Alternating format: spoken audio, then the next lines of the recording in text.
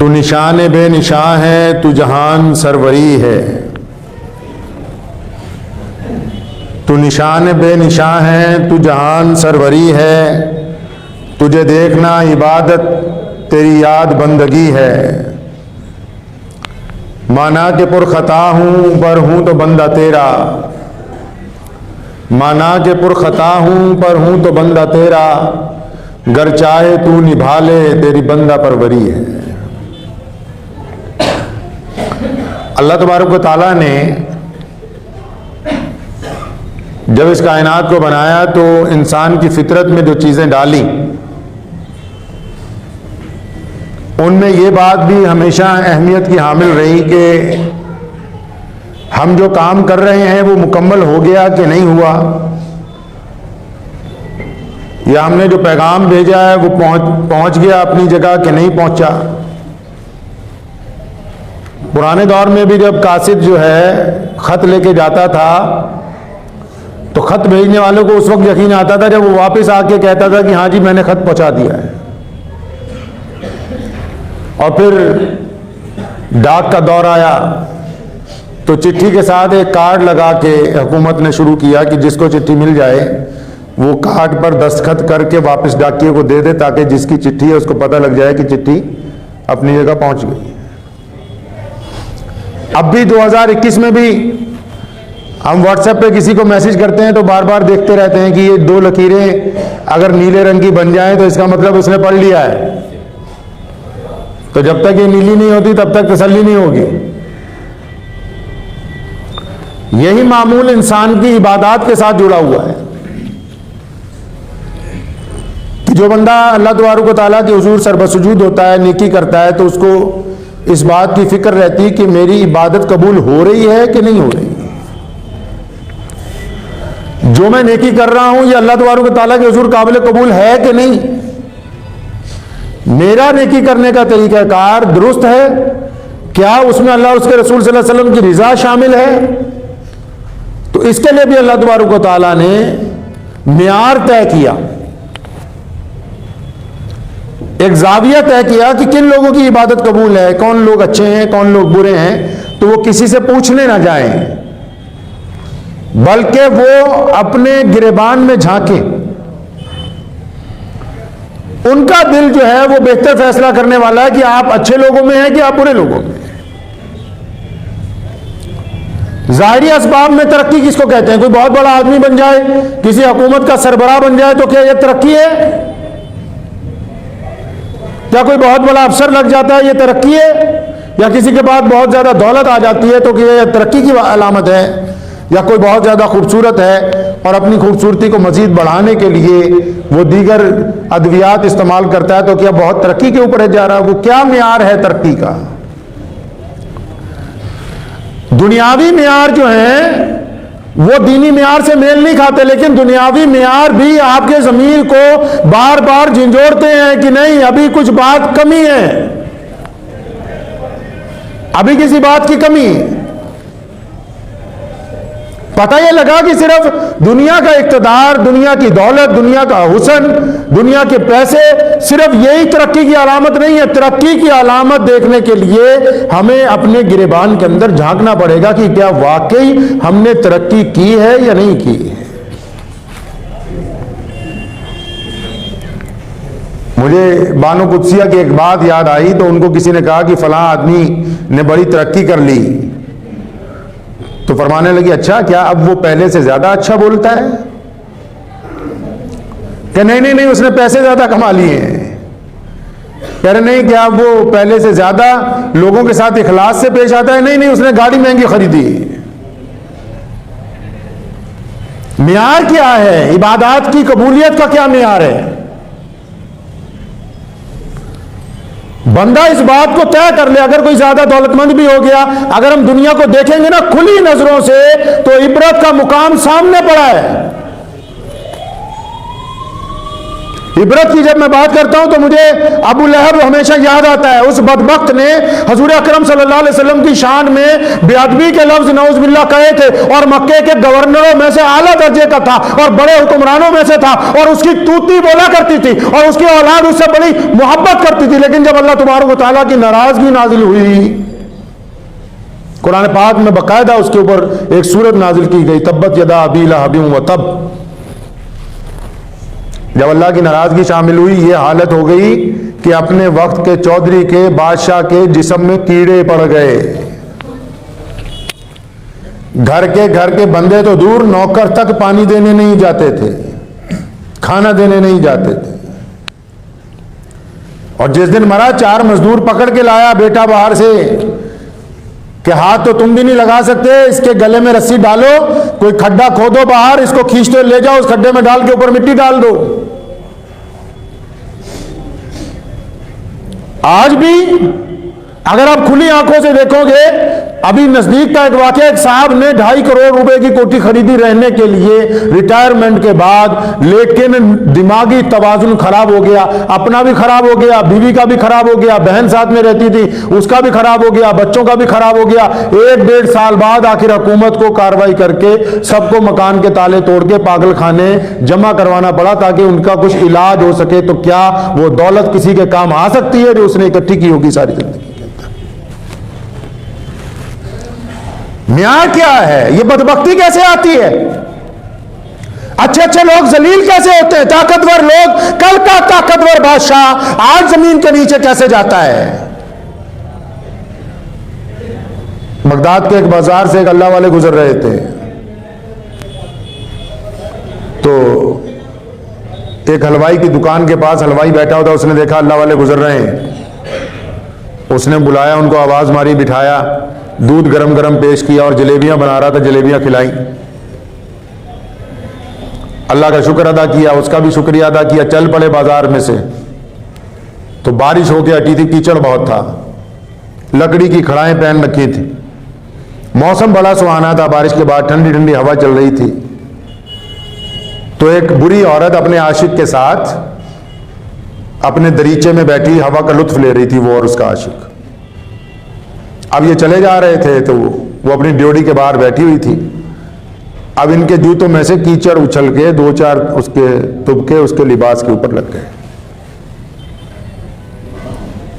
उसे तो कम गुस्सा आया उस औरत को, आशिक को ज्यादा गुस्सा आ गया कि इसकी फकीर की क्या मजाल है कि इसको चलने की तमीज नहीं है, इसकी जूतियों से उड़ा हुआ कीचड़ मेरी माशूका के लग गया। फौरन सीढ़ियां उतर के आया और एक जबरदस्त थप्पड़ उस अल्लाह वाले के चेहरे पर मारा और उसे कहा कि आइंदा ध्यान से चलना। तो उस अल्लाह वाले ने आसमान की तरफ सर उठाया और सर उठा के कुछ कहा और आगे चल पड़े। इतनी देर में वो औरत और वो दोनों वहां से उठे तो औरत का पैर फिसला, उन्हीं सीढ़ियों में से गिरती हुई उसी कीचड़ में आके गिरी, गर्दन की हड्डी टूट गई, मौके पर ही जान निकल गई। तो पूरे बाजार में शोर मच गया कि ये जो अल्लाह वाला जा रहा है इसने बद्दुआ दे दी जिसकी वजह से इस औरत की मौत हो गई। लोगों ने उसे घेर लिया, कहने लगे सच सही बता, तूने बद्दुआ दी है? वो कहने लगा नहीं नहीं, मैं बद्दुआ देने वाला कौन होता हूं? मैंने तो आसमान की तरफ अपनी निगाहें उठा के अपने यार को ये कहा था कि तू भी कमाल है, कभी दूध जलेबी खिलाता है, कभी इसी बाजार में थप्पड़ मरवाता है। तो लोगों ने कहा फिर ये बता ये औरत कैसे मर गई? वो कहने लगा यार ये तो 2 यारों के दरमियान पंगा पड़ गया, इसके यार ने जब मेरे थप्पड़ मारा ना तो फिर मेरे यार को बर्दाश्त नहीं हुआ कि कोई मेरे यार के थप्पड़ मार दे। ये जिनकी बदबख्तियां आती हैं ना, जो दौलतमंद लोग जलील होते हैं, जो ताकतवर लोग जलील होते हैं, इनको बददुआएं कोई नहीं देता। कान खोल के सुन लो, लोगों की आहें इनका बेड़ा गर्क कर देती हैं। इसीलिए हर नौजवान को चाहिए, हर ताकतवर को चाहिए, हर बड़े को चाहिए कि जब वो किसी गरीब से बात करे, गुफ्तगू करे तो उसका लबो लहजा उसके दिल को तकलीफ पहुंचाने वाला ना हो। हदीस पाक में आया कि मजलूम और अल्लाह के दरमियान कोई पर्दा नहीं है। खुदा के और मजलूम के दरमियान कोई पर्दा नहीं है। गरीब आदमी जो आपकी बात का जवाब ही नहीं दे सकता, उसको गाली देते हो। जो आपके मारने के पर आपको वापस मार नहीं सकता, उसको मारते हो। जो तुम्हारे धक्का देने के बाद तुम्हें धक्का नहीं दे सकता, उसको धक्का देते हो। तो फिर उसकी तरफ से खुदा तुम्हें धक्का देगा, और जब खुदा की तरफ से धक्का लगेगा तो कोई बंदा संभल नहीं सकता है। इसलिए लोगों के साथ अपने वतीरा इख्तियार करते हुए इबादत की कबूलियत का मियार यह है कि अगर 5 वक्त नमाज पढ़ रहे हैं लेकिन वो दिल खाली खाली है, लुत्फ नहीं आ रहा, नमाज में लुत्फ नहीं आ रहा, तो इसका मतलब नमाज अपने मियार को नहीं पहुंची है। अभी कुरान पाक पढ़ रहे हैं, दिमाग कहीं और लगातार चल रहा है, बार बार जा रहा है, टिक ही नहीं रहा, हमारे साथ ही नहीं दे रहा, तो इसका मतलब अभी तिलावत के अंदर रूहानियत शामिल नहीं हुई है। अल्लाह का जिक्र बार बार कर रहे हैं, और किसी कोई बंदा हमसे माफी मांगने आता है, हमारे दिल में पूरा जोश उठता कि नहीं तुझे माफ नहीं करूंगा, तो इसका मतलब अभी इबादत अपने मियार को नहीं पहुंची। पुरानी रंजिशें बार बार याद आती हैं, पुरानी दुश्मनियां बार बार याद आती हैं, तो इसका मतलब अभी इबादत ने अपना रंग दिखाना शुरू नहीं किया है। इबादत के बावजूद जुबान में बड़ी सख्ती है, और हर आने वाले से मामला बड़ा सख्त है, और लोग घबरा रहे हैं कि अगर इसके सामने आ गए तो ये हमारी बेइज्जती ना कर दे, तो इसका मतलब अभी नमाज मेराज तक पहुंची नहीं, अभी ये कबूलियत की तरफ नहीं जा रही, ये खोखला है सारे का सारा काम। अल्लाह तबारक व तआला के नजदीक ये पहुंच ही नहीं रही, बात ही नहीं बन रही इसकी। बंदे को जात और बिरादरियों से नहीं पहचाना करते। याद रखो, अल्लाह के नबी हज़रत मोहम्मद रसूलुल्लाह सल्लल्लाहु अलैहि वसल्लम ने जात और बरादरी को तोड़ा है। मोहम्मद रसूलुल्लाह ने छुआछूत को खत्म किया। मोहम्मद रसूलुल्लाह ने इंसानियत में बराबरी का पैगाम दिया। अब भी अगर कोई यह समझता है कि मैं दूसरे को जात और बरादरी के मियार से तोलूंगा, तो उसकी बहुत बड़ी बेवकूफी, क्योंकि तमाम इंसान एक बराबर है। यह किस तरह मुमकिन है कि आप सिर्फ दूसरे के मजहब की बुनियाद पर यह कह दें कि यह गलत है, आप सिर्फ दूसरे की बरादरी की बुनियाद पर उसको कहते हैं कि यह गलत है। अल्लाह तबारक व तआला पूरे आलम के रब है, और मोहम्मद रसूलुल्लाह को जब भेजा पूरे आलम के लिए रहमत बना के भेजा है, सिर्फ मुसलमानों के लिए रहमत नहीं बना के भेजा है। आपसे कोई बंदा मुतालबा करता है तो आप अपने मियार के मुताबिक जवाब दिया करें। अब आपका मियार क्या है, ये आपने तय करना है। कोई आपसे सलाम करे तो आप उसको दुत्कार दें, तो ये आपका मियार नीचा है। कोई आपसे सवाल करे और आपकी जेब में रकम होने के बावजूद आप सोचे कि नहीं इसको कुछ नहीं दूंगा, तो इसका मतलब आपका मियार कंजूसों वाला है। कोई आपसे माफी तलब करता है और माफ करने के बावजूद आप कहते नहीं बदला लूंगा, तो इसका मतलब आपका मियार जालिमों वाला है। कंधार में एक हकीम साहब के पास कोई साहब गए, उन्होंने कहा मुझे फला तकलीफ है। उन्होंने कहा बंद तो जाएगी, लेकिन अगर खालिस शहद तुमको मिल जाए। तो पूरी मंडी में घूमा, उन दिनों शहद नहीं मिला। किसी ने कहा कि सुल्तान महमूद गजनवी बादशाह, उसके पास दरबार में चले जाओ, सरकार के पास सारी चीजें रहती हैं खजाने में। तो वो अपनी छोटी सी डिबिया लेके बादशाह के दरवाजे पर गया। बादशाह तो मिलते नहीं है किसी को, चाहे कोई भी हो। बादशाह का पीए मिला, अयाज। उसने अयाज को कहा कि मुझे थोड़ा सा शहद चाहिए, तो क्या मिल जाएगा? तो अयाज क्योंकि बादशाह का खादिम था, कहने लगा शहद तो माशाल्लाह बहुत है हमारे खजाने में, माल खाने में बहुत कुछ रखा हुआ है, लेकिन मैं आप यहां रुक जाओ, एक बार बादशाह को पूछ लूं, उनकी इजाजत होगी तो मैं दे सकता हूं, मैं बजाते खुद मुलाजिम हूं। वो बंदा बाहर खड़ा हो गया। अब अयाज गया सुल्तान महमूद के पास।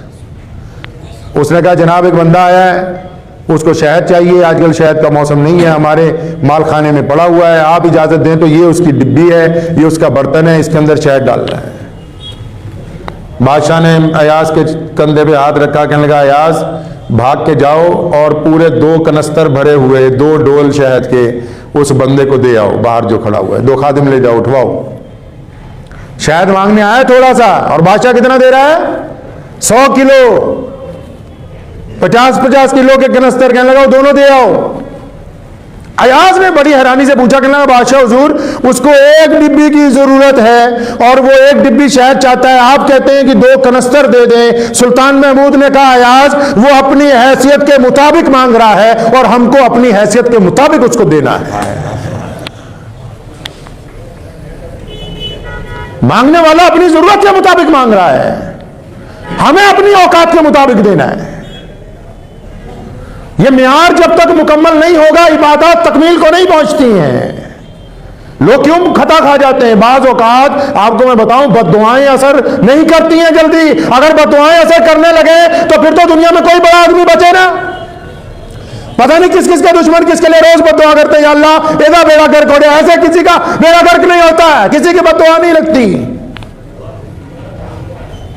कईयों का सुबह शाम काम यही लगा हुआ है, बस तस्बीह पे तस्बीह पढ़ रहे हैं कि भी फलाने का बेड़ा गर्क हो जाएगा। अल्लाह अकबर, बद्दुआओं से बेड़ा गर्क नहीं होता।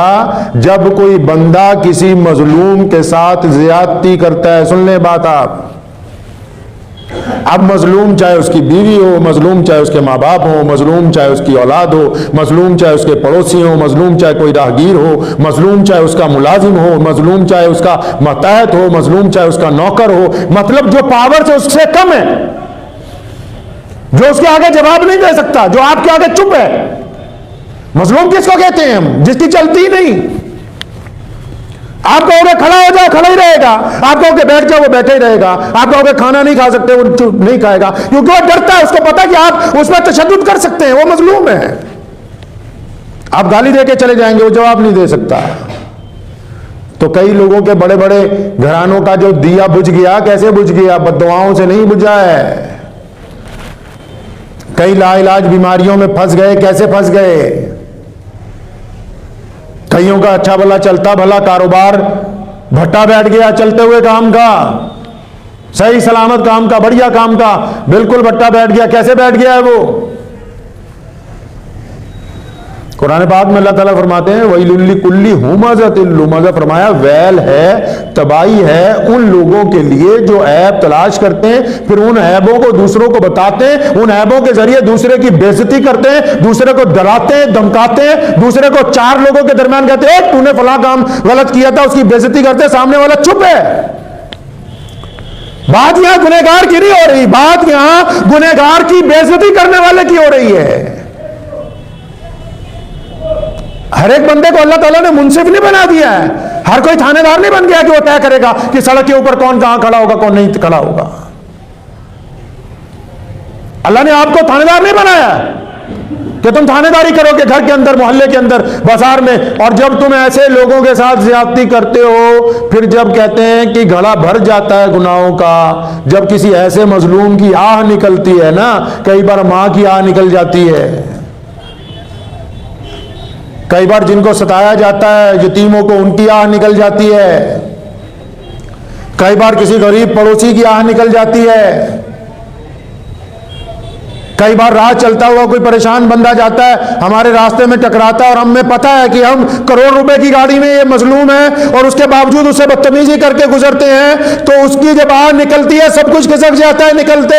हमारा मेयार भी तय हो जाता है कि आला तरीन महंगे कपड़ों में जरूरी नहीं है कि अच्छे लोग सफर कर रहे हो। किसी की खूबसूरती, किसी के कपड़े उसका मियार नहीं तय करते, उसकी जुबान, उसकी आंखों की शर्म हया, गरीब के साथ उसकी मोहब्बत, अपने माँ बाप के साथ उसका किरदार, उसका मियार तय करता है कि इस बंदे का मियार क्या है। और फिर जिनका मियार बुलंद होता है अल्लाह उनकी दुआएं सुनते हैं, पता है आपको। और जिनका मियार बुलंद होता है, जब वो दुआ के लिए हाथ उठाते हैं अल्लाह उसको रद्द नहीं करते उस दुआ को। अल्लाह तबारक व तआला अपने मकबूल बंदों की दुआ रद्द नहीं करते। ये बड़े बड़े पीर वली इसी तरह नहीं कहलाए, अल्लाह ने इनको मुस्तजीब दावत बना दिया। क्यों? क्योंकि इनका मियार बुलंद था। मोहम्मद रसूलुल्लाह सल्लल्लाहु अलैहि वसल्लम की तालीमात पर अमल करते थे। हज़रत सल्लल्लाहु अलैहि वसल्लम मदीना मुनव्वरा से गुजर रहे, देखा भीड़ लगी, कोई लाठी लेके फिर रहा, कोई डंडा लेके फिर रहा, किसी के हाथ में तीर है। अब क्या बात हो गई? कहने लगे एक ऊंट है लोगों को काटता फिर रहा है। मोहम्मद रसूलुल्लाह ने कहा सारे हट जाओ। सहाबा ने कहा, अबू बकर ने कहा या रसूलुल्लाह आप हट जाएं, ये आपको काट लेगा। मोहम्मद रसूलुल्लाह ने सबको रोका, उस ऊंट के सामने खड़े हो गए, दौड़ता हुआ आया और हज़रत सल्लल्लाहु अलैहि वसल्लम के कदमों में आके उसने अपना सर रख दिया और रोने लगा। जिंदाबाद। हुजूर नबी अकरम सल्लल्लाहु अलैहि वसल्लम ने मोहब्बत के साथ उसके सर पे हाथ फेरा, उसके लिए खाने के लिए कुछ मंगवाया और फिर उसके मालिक को कहा, ये तुम्हारी शिकायत करता है कि तुम इसके साथ ज्यादती करते हो। हर जानदार शय वो ये चाहती है कि उसको एहतराम दिया जाए, इज्जतें दी जाए। तो इसलिए अपना मियार दुरुस्त करना बहुत जरूरी है। हमारा मियार हमारा ज़मीर है। बस इससे पूछ लीजिए कि हम क्या कर रहे हैं। अगर हमारा ज़मीर सही है और वो बार बार हमें कह रहा है कि वाकई तू सही है, तू हरामखोरी नहीं कर रहा, तू गुंडागर्दी नहीं कर रहा, तेरी जुबान से किसी को तकलीफ नहीं पहुंच रही, तो फिर दुआएं लगेंगी। एक लगी हुई दुआ की मिसाल दिखाऊं आपको। हमारे पीर हज़रत मौलाना शाह अब्दुल कादिर साहब रायपुरी रहमतुल्लाह अलैह, उन्होंने मेरे दादा हज़रत मौलाना मुफ्ती मोहम्मद अहमद रहमानी रहमतुल्लाह अलैह को बुलाया जब 1947 के बाद पंजाब में कोई मुसलमान नहीं था। यहाँ तशरीफ लाए मस्जिद में और फिर दुआ की कि इलाहुल आलमीन, मैं इन बच्चों को यहाँ बिठा रहा हूँ, इनसे दीन की खिदमत आपने लेनी है। और फरमाया क़यामत तक आप इनको इज्जत और एहतराम दीजिए, क़यामत तक आप इनको इज्जत और एहतराम के साथ रखिए। तो दुआ लग गई। अब ये दुआ तब तक लगी रहेगी जब तक जिसके लिए दुआ की गई वो गुनाहों में न चला जाए। अल्लाह ताला की एक सिफ्त है, अल्लाह जब नेमत देते हैं तो छीनते नहीं। पता है आपको, अल्लाह जब किसी को कुछ दे देते हैं तो छीनते, उस दरबार से आता ही है, वापस कुछ नहीं जाता। तो वापस कहां चला जाता है? लिखा है कि वापस नहीं जाता। जिसको नेमत दी जाती है वो अपने गुनाहों की वजह से, अपनी नालायकियों की वजह से उस नेमत को खो देता है, उसके हाथ से निकल जाती है। अल्लाह वापस नहीं लेते हैं। तो करेंगे मियार तय इंशाअल्लाह ताला। अपने मियार को खुद देखें और दुआ कीजिए अल्लाह ताला मुझे भी और आप सबको इन बातों पर अमल की तौफीक अता फरमाए। वाखिर